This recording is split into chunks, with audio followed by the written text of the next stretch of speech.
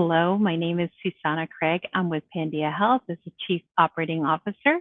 I'm so glad that you're joining us for today's event about perimenopause and the different journeys and shared support that we should all have. As we know, perimenopause and menopause are universal life transitions, but as Dr. Yan and Dr. Edwards remind us, they're also unique journeys.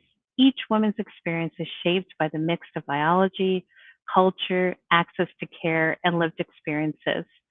Our goal today is to bring you that complexity to more clarity and to talk about it openly about what's normal, what's not, and how you could feel informed no matter where you are in your journey.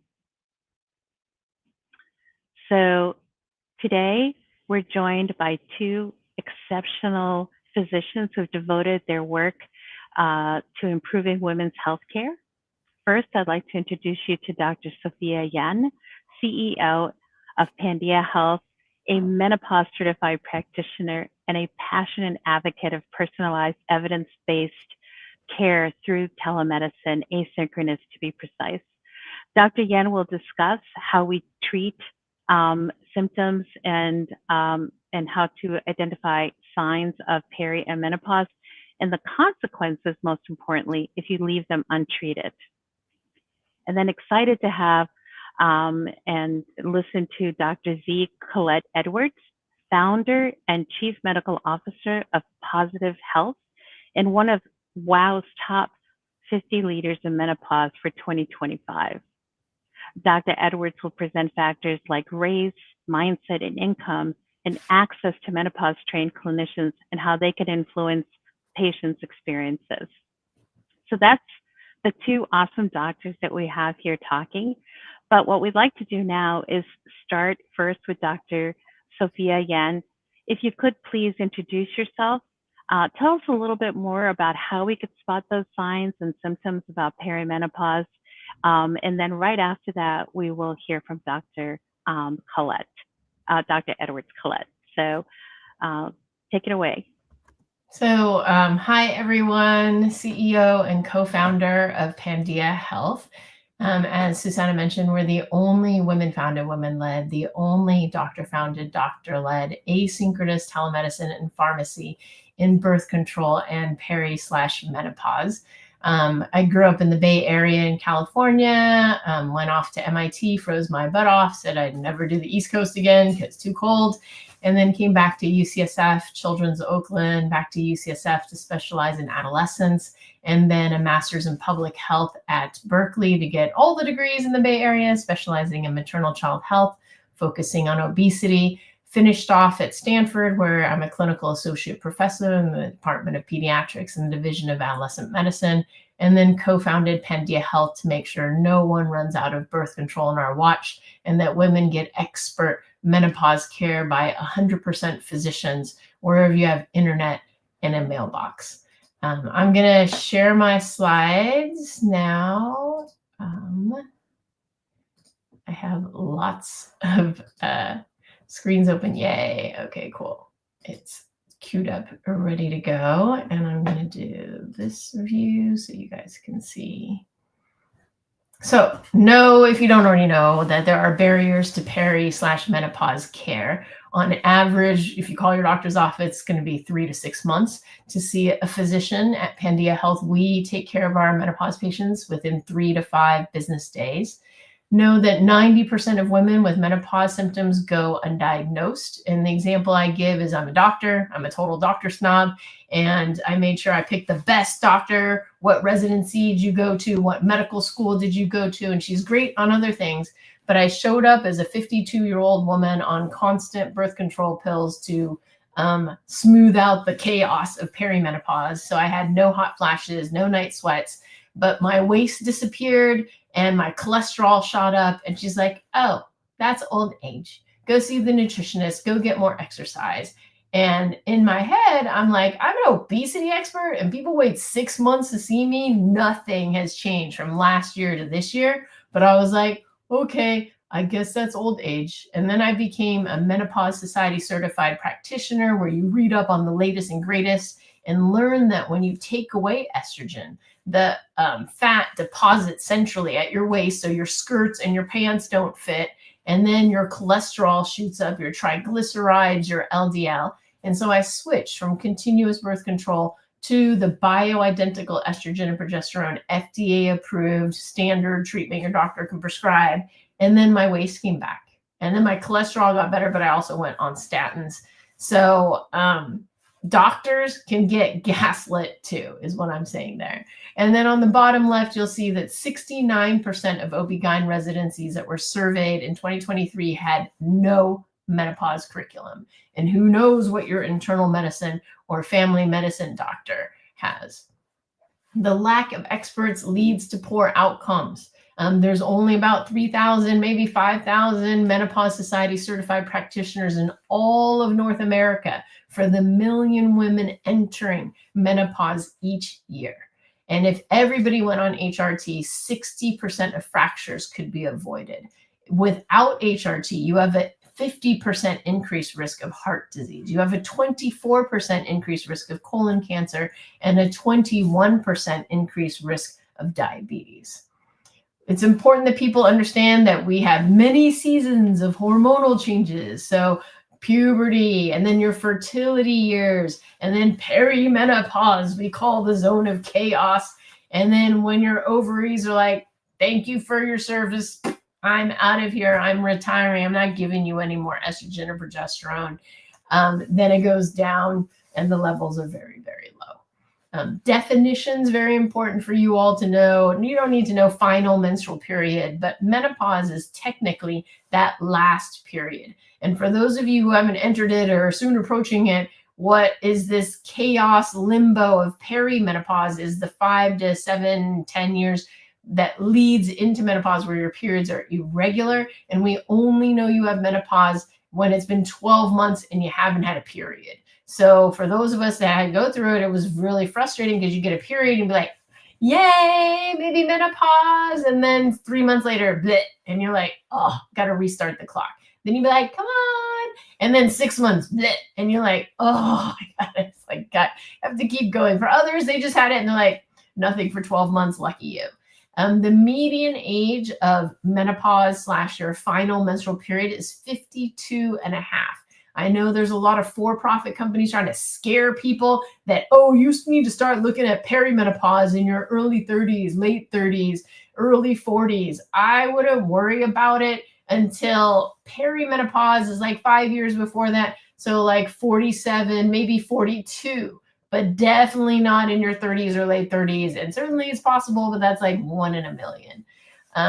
Greater than 40% of our lives will be spent after menopause. So it is not the end. It is just another phase of our life. And 60% of us will survive until 80. And I want to live to 100, 120 in good health. Perimenopause by definition is irregular periods. So if you're getting periods every 28 days and you have these other symptoms that are similar to menopause, it is not menopause if you have regular periods. If you have irregular periods, then yes, it could be perimenopause. And then postmenopause, technically, we all lay people call it menopause, but it's technically postmenopause, which is that last period and all the time after that is postmenopause. Symptoms of menopause, they're the classic symptoms, changes in your menstrual cycle. If you don't have your cycle whack, that is not perimenopause. If your periods have gone away, then that is menopause for a year at least. Vasomotor symptoms, hot flashes, night sweats. Vulvovaginal symptoms, painful sandpaper vagina, it rips, it tears, it hurts. Painful sex dyspareunia, sleep disturbances, waking up in the middle of the night, can't go back to sleep. Psychological symptoms, depression, anxiety, moodiness, certainly those can happen separately. Other cognitive symptoms such as memory, concentration. For those of you who've gone through pregnancy brain, it is worse than pregnancy brain. Joint pain, dry eyes, change in weight distribution. There is no one universal menopause syndrome, but certainly it's inherited. So whatever your grandma, your mom, your auntie, your father's side of the family, you should check that all out. These are just some of the 70 to 100 different symptoms. It's to make you know you are not alone. You are not crazy. It is not all in your head. The ones I love to point out is if you haven't plucked a hair from your chin where you've never had hair before, or once you've done that, you're part of the menopause club. I haven't had zits in 20, 30 years, and I got a giant zit full of pus, causes me pain, causes me scarring, all sorts of like demoralizing to my ego and self-concept. Want to go over heavy menstrual bleeding again, to know that in perimenopause, your hormones are whack. And if you have too much estrogen, a lot of blood builds up and you can have random heavy bleeding. And so heavy period is defined as heavy flow for 3+ days. Prolonged bleeding is 8+ days. 20.7% of women, 1 in 5, experience heavy menstrual bleeding. 5% have 3 or more episodes of this. 24% of women have prolonged many days of bleeding, which can lead to anemia, which can lead to iron deficiency for sure, which can lead to being tired, cold, heart beating fast, looking pale. Please see a doctor. 4.6% have 3+ more episodes. And I just want to give, 2 stories because they stick in people's head. An acquaintance of mine before we went into menopause told me she couldn't visit friends' houses for a month because she was afraid if she sat down, she could destroy furniture. If she stood up, she could destroy furniture. And so did not visit friends for months before I went into menopause. Otherwise, I would have been like, anything that lasts more than a week, please see your doctor. We have drugs, we have science. Hashtag stop sucking it up. You don't get a gold medal for seeing how long you can. Fatigue. In the past 2 weeks, we asked people, have you felt tired? 27% felt tired. 24% felt worn out. Other reasons for fatigue, definitely iron deficiency. And only 6% of women that have these heavy menstrual bleeds get care. Well, I want that to be 90%. And then palpitations, 1 out of 2 of us will have sudden racing, skipping, pounding, heartbeat. And while often benign, which means no big deal, meaning not going to kill you, not something a doctor needs to work up or look into, these sensations can feel alarming and are directly linked to the hormonal shifts. And so if you're having them more than once, if you're having them faster and faster, frequently, more severe, or if you have any chest pain, go see a doctor. But if it's just once, then it's okay. But if there's some crushing chest pain, like a heart attack, please 911 if you have to.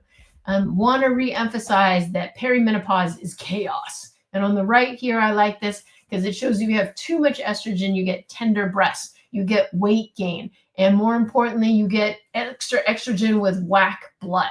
The progesterone dropping causes irregular bleeding and sleep changes, and then the estrogen drop of the fluctuations causes hot flashes and mood swings. And so this is, if you want to get really technical, why the periods get all irregular in perimenopause is the popping of the eggs gets whack and you get 2 of them stacked on top of each other. Then you don't get bleed until a while. And then the estrogen piles up with more blood. And so on the left is the chaos. On the right is what you can achieve with the birth control pill or vaginal ring during perimenopause. And that is really the best treatment. And then lastly, if you want a talk on hashtag periods optional, this is my gift to the world.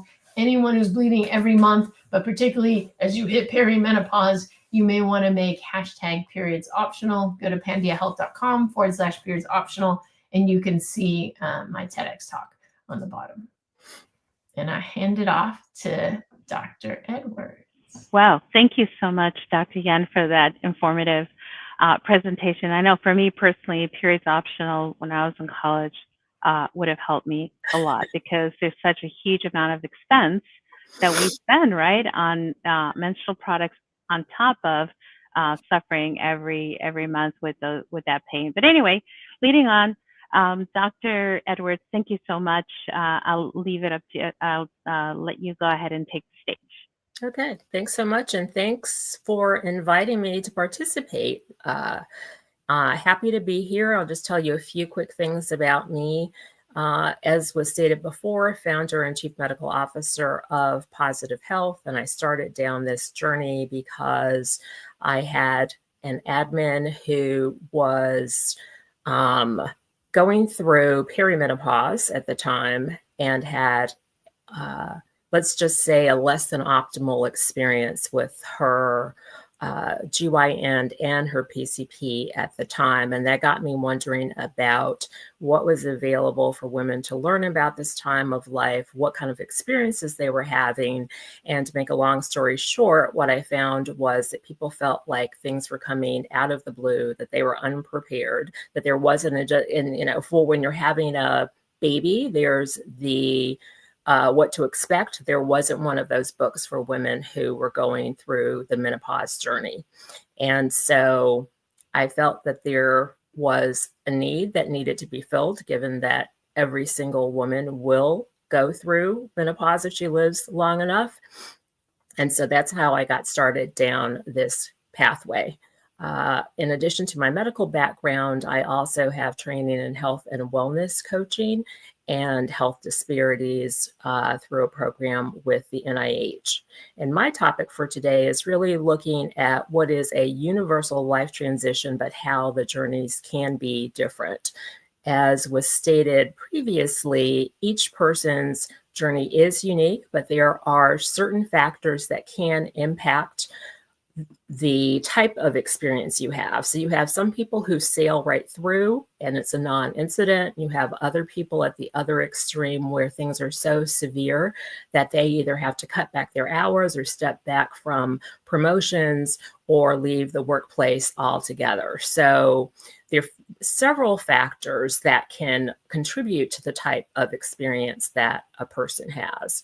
And they include your menstrual history, your pregnancy, your family history, the age of onset of menopause. It can even be where you are located in the country. So for example, research has observed that women who live in the South tend to have more severe symptoms. The research has not told us why that would be, but that is an observation that has been made.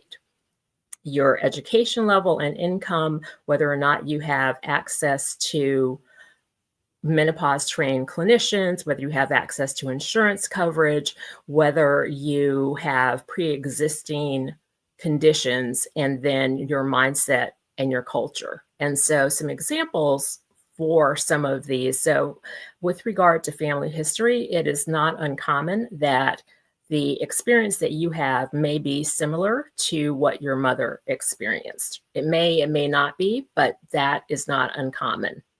It is the case that issues that may arise during pregnancy or after delivery with regard to your pelvic floor, if they are not addressed, or even if they are addressed, they may pop up again later when you're going through menopause because you're going through another hormonal transition. If you don't have access to menopause trained clinicians, you can find yourself in a situation where you are going from pillar to post and going around in circles and being sent from one specialist to another. So sent to the cardiologist because of palpitations, sent to the gastroenterologist because of GI symptoms, sent to the neurologist because of brain fog, etc. And so if no one is really thinking what could be a potential explanation that would pull all these symptoms together, you can see how you could spend a lot of time going a lot of places and spending a lot of money out of pocket and still not getting an answer, and potentially even being told that it is all just stress or in your head. In addition to these factors, your race and ethnicity can also impact the type and duration of the symptoms that you have during the 3 stages of the journey. So for example, on average, women of color tend to have an earlier age of onset of menopause. There are certain groups of women who tend to have more severe symptoms of a certain type. So for example, Black women tend to have more severe hot flashes, and they tend to last over a longer period of time. And besides the inconvenience that that causes, it also has implications from the standpoint that if those hot flashes go untreated, then it increases the risk of heart disease and dementia. And to go into just a little bit more detail, we're all 99% the same genetically. But for the reasons that I had stated before, certain groups tend to have certain symptoms more than other groups potentially, and health risks that may be greater or lower than other groups. And even if you look within a given race, when you look from an ethnicity perspective, you may see differences as well. And that would tie into a person's culture, a person's mindset, how this stage of life is viewed. There are societies, there are cultures where women, as they get older, are viewed as women of wisdom, as being sexier, as being more experienced, which is certainly not the typical messaging that you get in this country. So that can make a difference. And when you look at the research, it is often the case that if you have a more positive attitude about going through the transition, your symptoms tend to be less severe. So just as an example, in white women, the average age of menopause onset is 51. For women of color, it tends to be at a younger age. For white women, the perimenopausal stage tends to be about 4 years. For Black women, it tends to be 10 years or more. And when you look at all women together, it is around 7.5 years. And 65% of white women will experience hot flashes and night sweats, just as an example, and have different issues with regard to issues with sleep, just as an example. I have covered several of the issues noted with Black women. Another place where you may see a difference is they tend to have more depressive symptoms than other groups, and also tend to report greater stress. Latinas tend to have more issues with GI symptoms, with heart symptoms, greater issues potentially with genitourinary symptoms, so bladder issues or issues with vaginal dryness that can lead to problems with sex, as well as sleep issues. Native women may experience what would be considered perimenopausal symptoms at an earlier age than average, although that may not signal that they're actually going into early or premature menopause. And Asian women, when you look at the literature, they are reported to have fewer symptoms and an easier time, which indeed could be the case, but it could also be the case, like with other situations, that what gets reported is what gets studied and what gets said to a doctor or a researcher. So if certain things are not brought up, then when you look at the entire population and start doing comparisons, things may appear to be different than they truly are. And so it's a question in my mind as to whether or not it is truly the case. Although they may have an easier time, it is definitely not the scenario that everyone's sailing right through. Native Hawaiian and Pacific Islander women tend to have greater health risks to start off with. The menopause journey is a time due to the change in the estrogen level to increase your risk of conditions like heart disease or osteoporosis. And so if you are already starting off with a greater likelihood of having, for example, high cholesterol, that gets further exacerbated during the menopause transition. And then it becomes very important, as it is for everyone, to really focus, take me time, focus on preventive care, a healthy lifestyle, and getting your symptoms treated and not suffering. for no reason. It's just not necessary. There are way too many options in today's world to sit and suffer in silence. And I will stop right now, and then I guess we can go into questions. Oh, thank you for that. But, I would like to see the following slide about the services that Positive Health offers. I think that's important because education is everything, right? Yes, it is. So Positive Health, which is the company that I founded, the goal is to have one place where everyone can go, no matter their stage of the menopause journey, a one-stop destination.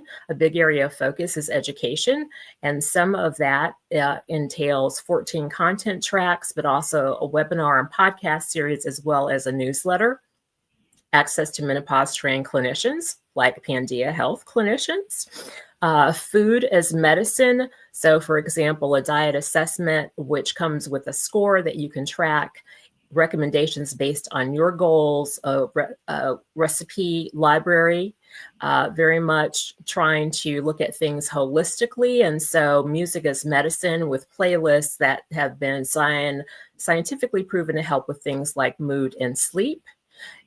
Many women have joint and muscle aches during the menopause journey. So you have access to a physical therapist, virtual consultations, and you can see a person for aches and pains, or for those who have pelvic floor issues like leaking. You would have access to that, as well as access to a library to help with both issues. Many people experience stress. People may have anxiety, depression when they've never had it before, or if they have, it can trigger an episode. And so there is digital cognitive behavioral therapy to address that, and as well as a community. And then the big news is that in 2026, we will have a mobile app available with additional features that we're very excited about. So thanks for the opportunity to just tell people a little bit about Positive Health. Oh, you're so welcome. I mean, this is something, of course, that we're so passionate about, and that is to make sure that not only do you get the treatment, but also the other components of a good diet, understanding what you're going through. So to get all that information really completes the whole cycle, I think that all of us are interested in. So thank you so much, Dr. Yan and Dr. Edwards, for these great presentations. Now, let's dive into some things that a lot of us have been experiencing, and also some questions from our viewers. But I want to dig into this a little bit more. Being a Latina, right? Yeah, I concur that we do have this mentality of just sucking it up and just dealing with it. It's just this hot flash. I could deal with it, but what we forget is that we may be dealing with it, but the long-term effect can be more, right? So can you give some input, Dr. Yan and Dr. Edwards, about why we should not just knuckle it up and just suck it up? So hot flashes are not just a benign scenario. They can, if left untreated, increase the risk of heart disease, can increase the risk of dementia. And just by virtue of being menopausal, once you're on the other side of that day where your periods stop, and during this process, your estrogen levels are falling. So you have an increased risk of conditions just from that alone, such as hypertension, heart disease, high cholesterol, osteoporosis, anxiety, depression. And therefore, if you already have the hormonal change causing the increased risk of heart disease, and then on top of that, you have untreated hot flashes, now you've got a double layer of increased risk. And so things that you don't take care of now can come back to haunt you later, just like the importance of strength training, which helps prevent osteopenia or thinning of the bones, or osteoporosis, which increases the risk of fracture. There is a condition called musculoskeletal syndrome of menopause that increases the risk of osteoporosis as well. And so you really don't want to be a hypochondriac, and you don't want to call the doctor about every little thing, but these are serious symptoms that need to be taken seriously, and they need to be addressed. And I can't emphasize enough, there are many options out there. There is no reason for a person to suffer in silence. Yeah, thank you. Yeah. I think that the key thing is that you may think that, oh, I don't want to take the time. It's going to be a lot of money. But now, we have companies like Pandia Health, if I must do a shameless plug, and like Pausitive Health that enable us to get really good care at, a inexpensive price, right? Whereas, I know for me, that was one of my thoughts. And I did go to the doctor, and I went to the doctor with education from my company. And even then, it was like, maybe you want to see a urologist. And I was like, oh, okay. $2,000 later, right? I didn't need it, but I was like, well, if the doctor's recommending it, had I talked a little bit more with my Pandia Health physician, I would have realized that I did not have the symptoms for that in order to go and spend $2,000 later. Dr. Yan, would you like to add anything else to this? Oh, you're on mute. You're still on mute. Sorry. Yeah, I must have coughed or sneezed and wanted to mute that.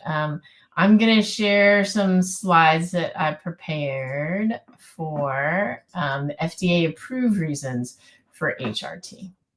Okay. So thank you for responding to the questions there. I know Laura was like, I'm a Latina, I missed something.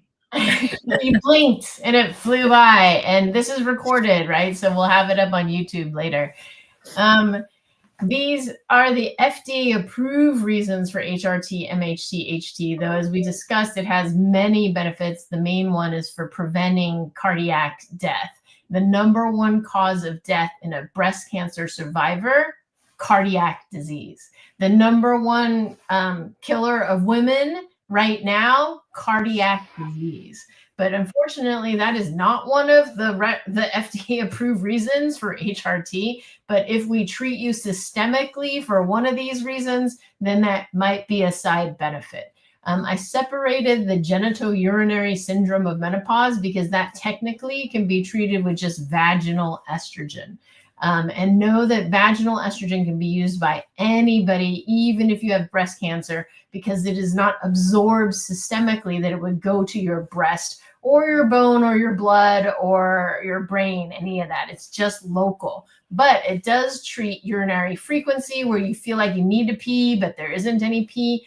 Frequency, urgency, it prevents urinary tract infections. If you talk to a urogynecologist, who's a urologist that specializes just in women's urinary tract, they believe that everyone 52 and above should just throw down some vaginal estrogen to prevent urinary tract infections and urosepsis, which is when the urinary tract infection goes into your blood and the bacteria everywhere and can kill you. And the example I give there is I had a family member, 70 years old, started to get recurrent urinary tract infections. And I was like, oh, that's interesting. Got urosepsis. I was like, usually urinary tract infections occur in a 20-year-old who's having sex and doesn't know to pee after sex. And so I was like, eh? And she's like, no. And then this is before I learned about menopause and had become a Menopause Society certified practitioner. And then I was like, oh, let's try some estrogen. And with that, has not had any more UTIs. I had a friend whose mom is in an older person's home and was having recurrent urinary tract infections. And I was like, hey, vaginal estrogen. And he's like, okay, let me talk to her provider. Spoke to her provider, no more UTIs. And now everyone at the older folks' home, thanks to me educating him educating the provider, a lot less urinary tract infection. So if you know any people, please make sure they know. And then vaginal dryness, as I talked about, sandpaper, painful sex. Again, all of that can be treated with vaginal estrogen. But if you do systemic estrogen, it hits this 50% of the time. The other 3 things that Pandia Health can prescribe for, because we have to stick to these, because if we get sued, we lose the company and the whole thing goes down. So we cannot go off label, but a doctor you see in person can go off label, but we cannot. Moderate to severe hot flashes, moderate to severe night sweats. And then the last one I say, as a person of color, we never have a leg up in medicine, but in this one, 70% of us are lactose intolerant and we're pretty bad at getting calcium. So we instantly qualify for at risk for osteoporosis. So if you do not get enough calcium, you're at risk for osteoporosis. If you have a family history of osteoporosis, your mom, your auntie, your sister, then that's definitely a risk for osteoporosis, and we could prescribe for that.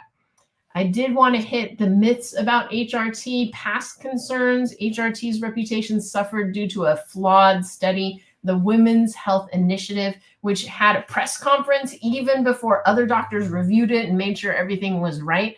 In 2002, never before heard of. There were 3 major flaws in this study. One, they used Premarin, which is pregnant mare urine. So a whole bunch of pregnant horses gathered up their urine, took the estrogen and gave it to women.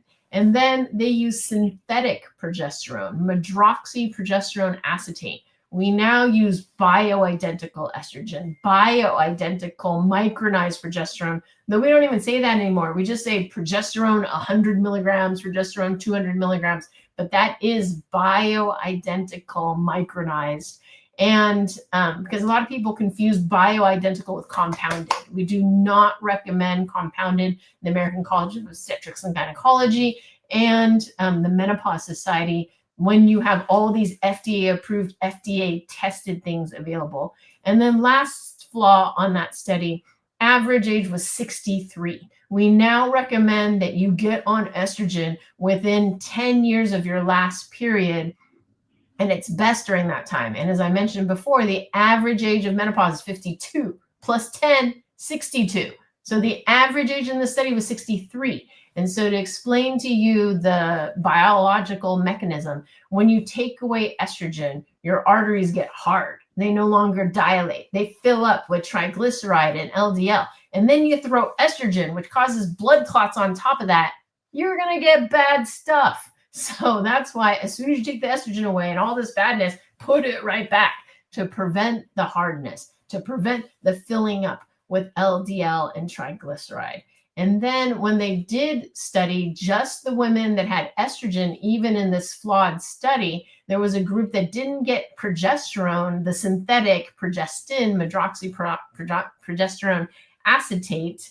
That group of women, because they didn't have uteruses, they didn't give them progesterone because the progesterone is to balance estrogen stimulating your uterus, growing its lining. The estrogen only had 37% decreased breast cancer, had 44% decreased breast cancer death if they got breast cancer. So it is no longer the estrogen and HRT that we believe is causing breast cancer, increased risk of breast cancer beyond baseline. It is, we believe, the synthetic progesterone. And so the truth about HRT is the gold standard for menopause treatment. People try to sell you supplements and stuff. Ask them, has it been in a randomized clinical trial where 50 people got the supplement, 50 people got estrogen, and did the supplement beat estrogen? Because all the research, estrogen beats the supplement. If you can't take estrogen because you have a blood clotting disorder, or you have a cancer that's estrogen sensitive, then yes, please check out other alternatives. But know that there are also other FDA approved and tested treatments for the symptoms of menopause. Know that many providers are not up to date on the current research, and the key is to see a menopause specialist, or at least somebody who's up to date on the latest and greatest, or a Menopause Society certified practitioner. And so to test your doctor, if they're up on the latest and greatest, say, hey, what's the latest in menopause treatment? Would you say the lowest amount of estrogen for the shortest amount of time? And if they say yes, they just failed. That is no longer the standard of treatment. It is now shared decision-making. And I personally believe that you don't start somebody at 0.025 when if I took out your ovaries today and you were under 50, I'd start you on 0.1. So why would I start you on 0.025 if you're 50 plus 1 day? I should start you on something closer to that. And at Pandia Health, we start on 0.05 and we move our way up. Know that menopause symptoms are significantly relieved by estrogen compared to any supplement, protects against osteoporosis, heart disease, and possibly dementia. And certainly if you have a personal history of breast cancer, that is a one-on-one discussion situation. Pandia Health will not touch you if you have a personal, I had breast cancer and I'm a survivor, except we will do vaginal estrogen, because as we stated, the vaginal estrogen does not absorb systemically. We're totally fine with that. The bioidentical comes in patches, creams, gels, and then the local vaginal estrogen and the progesterone. And again, best within 10 years. So that's what Thank you. Well, thank you so much for all of that. Definitely going to have to re-listen. I'm going to go ahead and post some questions that our attendees posted when they signed up. And I think the first one you kind of answered, but this is a question I had because I white knuckled it, right? So is it too late to get menopause hormone treatment if I'm 58 to 59 years of age? So if your last period was 47, then I would say no. But generally, physicians are totally fine doing HRT within 10 years of your last menstrual period or under the age of 60. Everything is, on a one-to-one basis, and each person is different. But that is the general, rule of thumb is within 10 years. And certainly, I'm sure there's a curve that gets worse, right? The more your arteries get clogged up, the worse it is. And once you're above 60, if you have no hypertension, no cholesterol, you have a clear CT cardiac scan, then shared decision-making could be done. Again, not with Pandia Health because we can't take that risk, but with an in-person doctor, they might be willing to take that risk with you. Absolutely. And you can always use one of our pharmacy partners, Pandia Pharmacy, to deliver that medication once you see your primary or your OBGYN. Dr. Edwards, would you like to add anything to the question? I don't think so, not at this time. Okay, great. So I guess second question from patients is, what is the average age of perimenopause? And is there any way to get ahead of the symptoms to try to avoid them? So I think I like this person. Like, how do I beat the system? Yes. Why suffer? Why suck it up? So I think this is a lot to do with #periods optional. If you watch my talk, I had the epiphany getting pregnant with my first child that those of us with uteri, the only reason we bleed every month is we build that lining and we're like, embryo? Oh, no embryo. Bleed. And then we build it up and then we bleed and we build and we bleed. And so the only reason we bleed is because we didn't catch an embryo that month.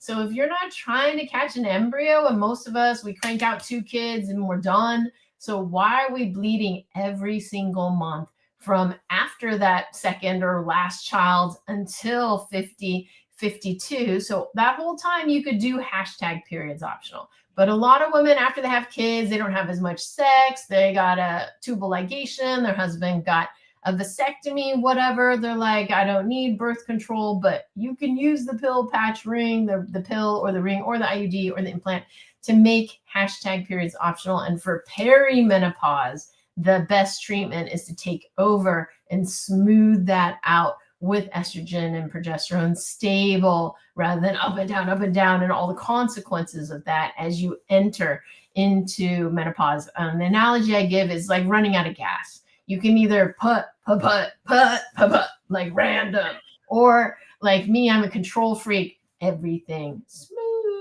And then when I hit 52, 53, be like, am I there yet? Okay, let's switch over to HRT. Once I have the other symptoms, my body outed itself by the cholesterol shooting up in 1 year. That is that's a hello, I'm here. And then the waist disappearing. Those were my 2 signals. So the waist, yeah, but you were skipping your period all throughout. Yeah. So those are the symptoms, right? Yeah, I couldn't tell on the period situation, but the symptoms was the cholesterol and the waist gone away. So to avoid perimenopause, if you're on periods optional, you won't get the hot flashes, you won't get the night sweats, you won't have a lot of the symptoms. You'll have some of the other ones. I think I noticed brain fog and others, but that might have also been when I came off the constant birth control. Then I hit brain fog, and brain fog is real. It's real. Okay. Well, thank you so much, Dr. Yan. So, Dr. Edwards, what impact can COVID have on menopause? Well, and I'm glad you brought this up, because although we may not hear very much about COVID anymore, it is still very much alive and well. In fact, there is a new variant out now, which is called the Frankenstein variant, which doesn't sound like anything that I would want to have. No. And so the way that you're going to end up getting long COVID is to get COVID in the first place, and women are much more likely to get long COVID. Women who are in the perimenopausal phase, if they do get COVID, they tend to have less severe symptoms than those who are postmenopausal. And postmenopausal women are more likely to have severe symptoms more comparable to what a man would have. And COVID can also impact your period. So if you're in that perimenopausal stage and you're still having periods, it can totally disrupt things. And for some people, it means heavier bleeding. For some people, it may mean more irregularity. For other people, it may be a lighter period, or someone who is basically bleeding all month in dribs and drabs. So it definitely can have an impact that is not your imagination. Okay. Well, we have one of the first questions that I'd like to bring up as well, and I'm showing it here. Jennifer says, "I'm still trying to get pregnant while in perimenopause. Is there a recommended protocol to follow to optimize my health?" Yeah, so I would simply, talk to a fertility specialist, because if you're in perimenopause, by definition, your eggs are not coming out regularly or normally. And so you definitely need to speak to a fertility specialist. I did put in the comments that, they may put you on a birth control pill to normalize your hormones and kickstart and know exactly when you need to go and get pregnant, or that people who have polycystic ovarian syndrome, physicians that are fertility experts actually put them on the birth control pill to stabilize their hormones. And when they come off, that's the most normal they're ever going to be. So after the sloughing, that is your best, most fertile time. And they'll sometimes prime with extra egg pushing during that time as well. So don't be shocked if they put you on the birth control pill to normalize things, to kickstart off your fertility. And then just in general, anyone trying to get pregnant, definitely take prenatal vites to make sure that your body is up on all the possible nutrition, so that when you get pregnant, it's all ready to go. Wonderful. Thank you. We're getting close to, I think we passed the time, but one last question. If someone can easily see a menopause trained clinician, what questions should they ask? What information should they have on hand when they get ready to meet with that physician? I would say on our platform, we like you to be up to date on your healthcare maintenance. So a mammogram, if you're 45 and over within the past 2 years, and make sure your colonoscopy is there, though they've shown that HRT actually decreases your risk of colon cancer. So we don't necessarily need to check anything there. Breast cancer, there's always a concern, but as we've discussed, the estrogen doesn't increase your risk of breast cancer above baseline. But the synthetic progesterone does, and actually I didn't put out that bioidentical progesterone has not been shown yet in any studies to increase your risk of breast cancer above baseline. So we may not even need to require that in the future as we get more research, but currently we definitely ask to make sure. Amazing, thank you. And one last question from one of our viewers. I'm 64. What options do I have for hot flashes and night sweats? So at 64, I presume you're 10 years out. If you have a clean cardiac bill of health, it could be shared decision-making with a physician, but know that there are non-hormonal treatments for hot flashes and night sweats. So paroxetine is usually an antidepressant because it affects the neurological symptoms. It also works for hot flashes. And so there's this specific one approved for menopause, but costs a ton of money, which is 7 milligrams or 7.5 or 8.5, some whack number. But there's a basic generic one for 10. So we just do the 10 milligram to save you money. Or there's Veoza, which is a selective estrogen receptor modulator. And that is, or actually a Kindi, a neurokindi. It's a new neuronal thing that causes the hot flashes situation. And there's that option. And then there's other ones that can be used as well. So you have those options. Great. Thank you so much for that answer. And then one last one, I promise. So Frances is asking that her uterus was removed at 32. She's 90 now. And her doctor told her to stop taking, hormones because it caused blood clots. Yes. So that's a very... I would say you're 90 years old. It's a shared decision-making situation. It's the risks versus the benefits. It's the doctors willing to take on that liability. But I would definitely recommend transdermal estrogen so that you avoid the liver and you avoid the blood clots. And definitely low energy will be affected by poor sleep, and that is helped by progesterone.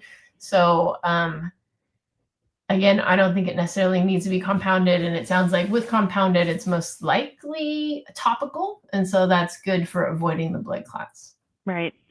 I think the thing about it is like both of you have mentioned, both doctors, is that it is a consultation, a shared consultation with you and your doctor, and then information that you grab. I mean, this is one of the reasons why I love Positive Health Solution, because it gives me additional information than what we already have at Pandia Health and its community. And so we, as good patients, we need to be educated. We need to go in with our questions written down, because as Dr. Yen said, brain fog is a true thing. So write it down, ask those questions, and don't feel like you need to make a decision right there and then. It's okay to ponder that thought before you go on anything else. Well, anything we would like to say before we thank our guests for taking the time to be with us?